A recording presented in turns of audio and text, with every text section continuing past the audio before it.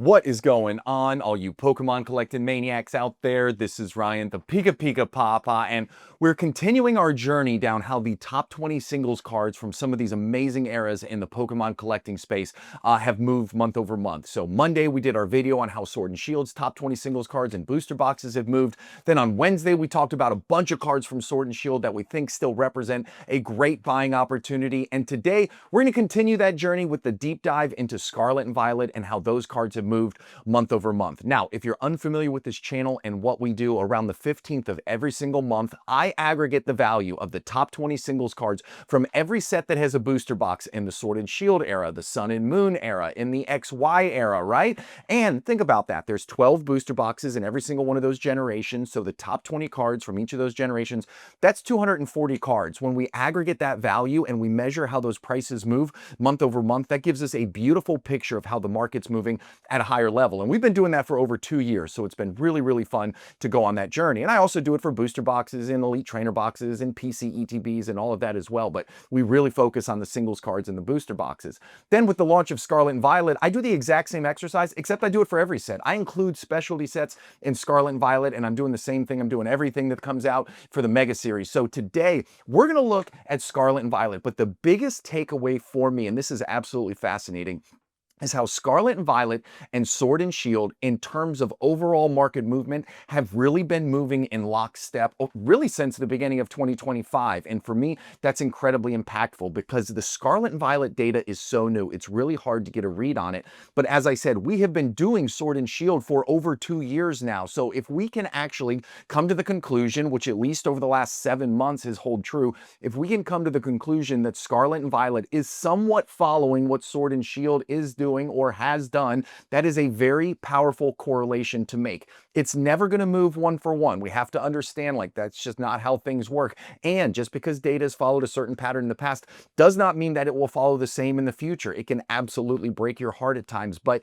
this market is really hard to figure out. And I think that these types of videos give us our absolute best shot at keeping a finger on the pulse of what's going on. So we're going to go back to August. So what you have here is the beginning of this correlation where we talked about how Scarlet and Violet and Sword and Shield is moving kind of in lockstep. So if you look, these were the aggregate value of the top 20 singles cards from every set in the Scarlet and Violet era versus the top 20 singles cards from every set that had a booster box in the Sword and Shield era. And worry less about the numbers and look more at the overall month over month change in price. So negative is represented in red, positive is green. And as you can see, they were moving in lockstep ever since March of 2025. But the call out in that month was August. And we said, okay, listen, Sword and Shield is basically flattening out in terms of the price decline in August. And Scarlet and Violet was doing very close to the same thing. And what we said was, in the past, where we see these 4 to 5 months of price regression in Sword and Shield, and then it starts to flatten out, the month after that, we see an increase in prices. So if you are interested in either of these markets, it could be an, I don't know, could be a sign that it's a time to buy some of those cards that you've always wanted after they've dropped a couple months in price, right? So then the very next month, this is what we saw in September, and we saw a big, big jump in the top 20 singles cards in the Sword and Shield space, and a lot of that was driven by chase cards. And spoiler alert, we saw the exact same thing in Scarlet and Violet, which is very, very powerful to be able to draw those two kind of into each other in terms of how the prices have moved. And then, of course, we're going to talk about October right now and look at what happened. The exact same thing. Both eras, in terms of top 20 singles cards, were up 10% month over month. So when we draw these correlations, look, we have these 4 to 5 months in a row where the cards were on their way down, and then we hit these periods of 2 months in a row where the cards are increasing in price. Like, they really, really are moving in lockstep, which is a very, very powerful correlation to make as we start thinking about Scarlet and Violet into the future. Now, before we get into the rest of this, I will tell you, I'm approaching this with a bit of trepidation, only because, and if you watch the Sword and Shield videos, I went deep into this, I'm not going to do it now, but only because the price jumps in both of these eras over the last 2 months in terms of the top 20 singles cards have been very aggressive. If you look at the chart of Sword and Shield there on the right, you can see that traditionally we have a few months of smaller gains before we get to the bigger gains in the back part of that, you know, price appreciation period. But however, we have huge gains in both of these eras right out of the gate. So I don't know if we've kind of shot our shot all the way and there's going to be, you know, some flattening or even some decline here in the near future, but it's going to be interesting to see. And as you know, I will continue to warehouse the data and provide you with all of this fun stuff along the way. With that being said, if you have fun, we clearly do a ton of work. We enjoy doing it, but if you enjoy hearing it, listening to it, and being able to see it, hit that subscribe button or give us a thumbs up. Those two small things go a long way in helping my small channel out. Lets me know you appreciate the work that I do here. So with that out of the way, let's start talking about what happened in detail in the Scarlet and Violet space month over month. So one of the things that I like to call out here is the big dogs. So where did a lot of this growth come month over month? And if you look, the big dogs were freaking eating. You got Paldea Evolved, you got Prismatic Evolutions, and you have Destined Rivals. So what this is the actual price of the top 20 singles cards from all three of these sets around the 15th of this month. And as you can see in the column over there to the right of the prices, that is how the prices have moved month over month. So you see green represents positive move, red represents that in that top 20 slot actually went down. But as you can see, big gains at the top, okay? And we've talked about this ad nauseum. A lot of time when the market starts to move, the big dogs eat, the big sets grow, the chase cards grow. But the thing from here is it's not just the chase cards. Look, I mean, even the number 2 cards, the number 2 card in Paldea Evolved was up 30%. Number 2 in Prismatic was up 27. Heck, the number 3 in Prismatic was up 21. The number 4 in Prismatic was up 37. The number 5 in Prismatic was up 24, right? And then you look, it's the same thing for Destined Rivals. So you start to see these sets and you start to see these cards that are up the top really start to kind of separate themselves. So the other thing I want to talk about too is, listen, the bottom, that's exactly it. You start to see some of these prices soften a little bit at the bottom, right? The market really tends to focus on the big cards first, the awesome artwork, the big names, all of that. So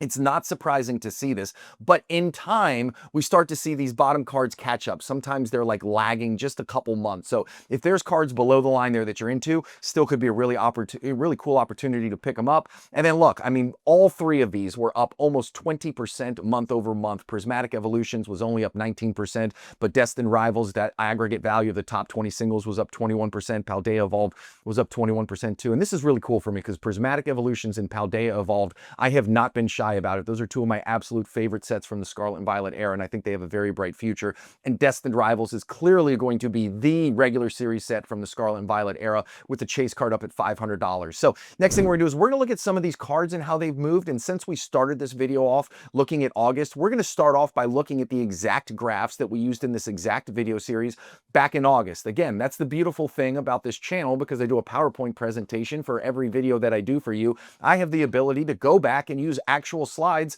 from videos in the past. And so here, we're going to look at these 3 big chase cards from these 3 big sets. And this is the exact slide and the exact graphs that we used back in August. And we saw Magikarp was starting off. Magikarp and Bubble Mew were really the first 2 from the Scarlet and Violet era to start growing aggressively. That was kind of the indicator. And we talked about this 3 months ago. We said, hey, listen, some of these chase cards are starting to take off. In the past, that has been a very strong indicator that others are soon to follow. So in this video, we talked about how the Mewtwo, like, we loved the fact that it was actually holding steady at $340. I love the fact that Umbreon was still working its way down at $800. Like, Prismatic Evolutions, the pull rates are awful. The gem rate is awful. Like, everything about that set screams value.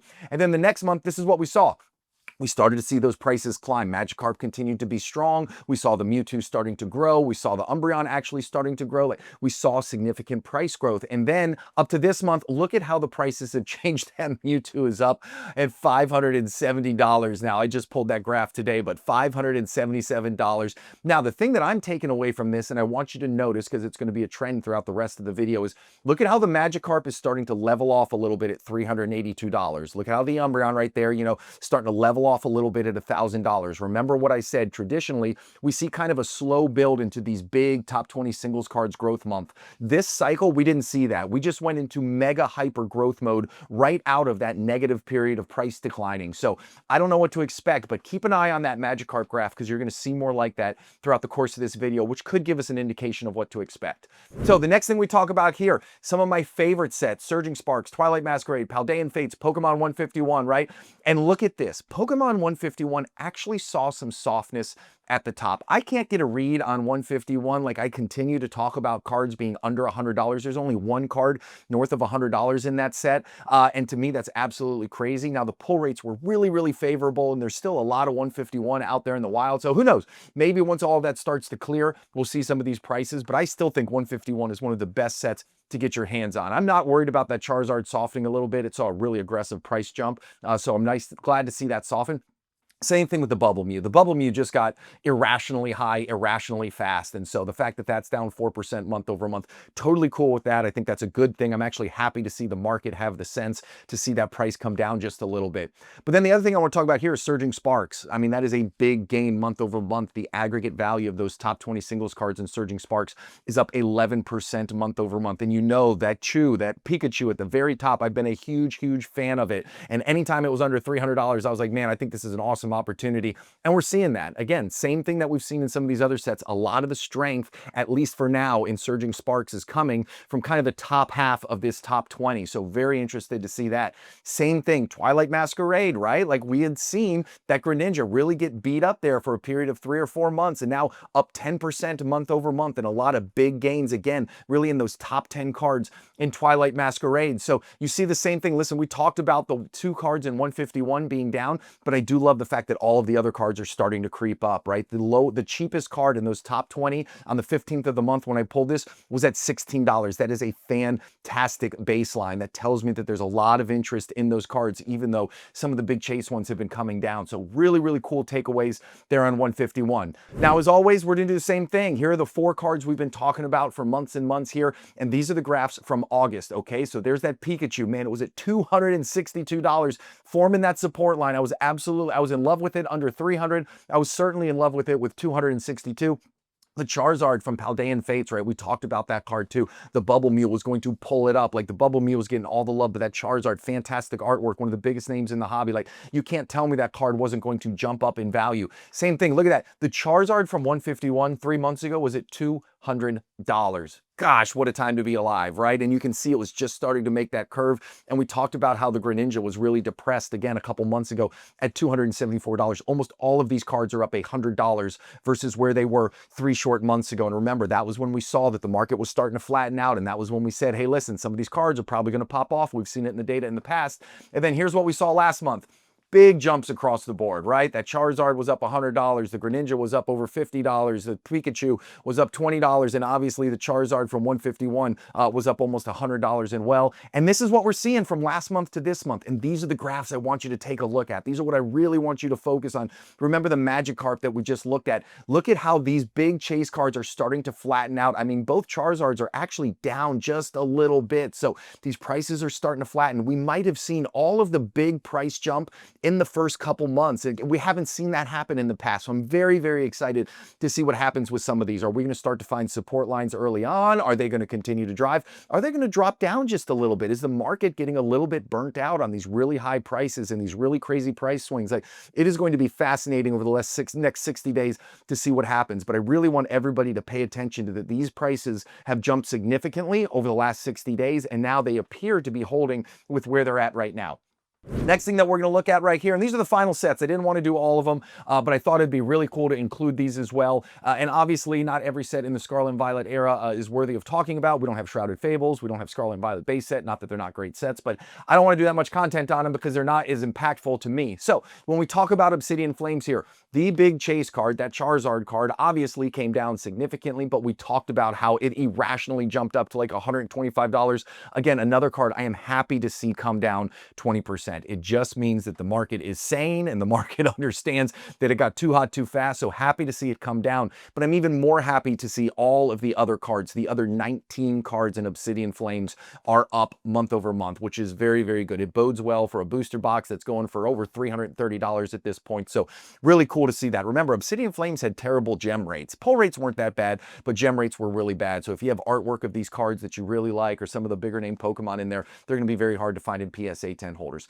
Next one is Paradox Rift. Don't sleep on Paradox Rift. Had a heck of a month, up 11% month over month. That's the exact same gain that we saw in Surging Sparks in the previous slide. So Paradox Rift, hey, the artwork is awesome. It lacks a little bit of the star power that some of these other sets do, but the market is starting to realize and pick up some of these cards. I mean, really, really strong gains there in the middle. If you look, plus 37%, 21%, 22%, 24%, like those middle cards are really starting to see a bit of a resurgence. Same thing with Temporal Forces. Like I am a big Temporal Forces fan. I love the artwork in this set. I think there's some really cool cards in there. And again, you see the top cards up 21%, the number 2 cards up 19%, and overall the whole set was up 10% month over month. So just really cool. Stellar Crown, I mean, I don't know. I've always been on the fence with Stellar Crown. It's hard for me to kind of shut off my unconscious bias because I love the set because my daughter loves Squirtle, and obviously Squirtle's the big card in that set, but overall it lacks a little bit of depth that I like to see in some of the other sets. So we shall see what happens with it, but that is a very strong gain, again, for number 1 and number 2, up 8%, up 17%. So very, very strong gains month over month there. And then, of course, we get to Journey Together, and you know I have been borderline obsessed with the Lily's Clefairy card in there. As it continued to drop in price, I have been just absolutely beating the dead horse, saying Journey Together launched right when the market was downturning. The Scarlet and Violet singles cards were downturning. Like, I've been a big believer that that card was going to kind of right itself from the $150 price point we saw not long ago. So I'm very excited to see it up to $171.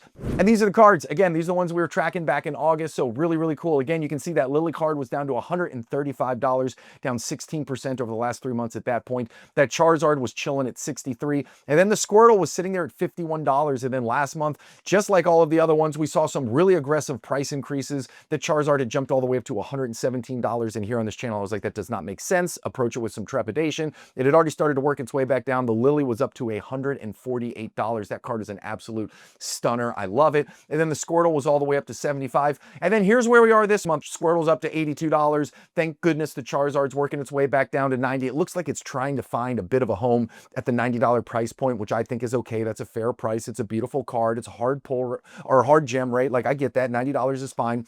And then the Lily's Clefairy looks like it's trying to flatten out a little bit at the $170 mark. Now, I have a blank space down here, and the reason I have that is because I want you to think about this. I talked about 151 earlier, and I talked about how I'm kind of scratching my head. I feel it's a little bit undervalued. Look at the Squirtle card. As much as I love this card, coming in at $82.69, I want you to think about this. You can buy the Squirtle illustration rare from Stellar freaking Crown, or you can go out and spend $82.04. You can spend 60 cents less and pick up the Blastoise special illustration rare from 151. And those are one of the card comparisons that really makes me scratch my head, and I just think something's got to give. But at the end of the day, you and I decide where these prices are and nothing else. So let's decide and change the price of that Blastoise, because I think that one has got a very strong future.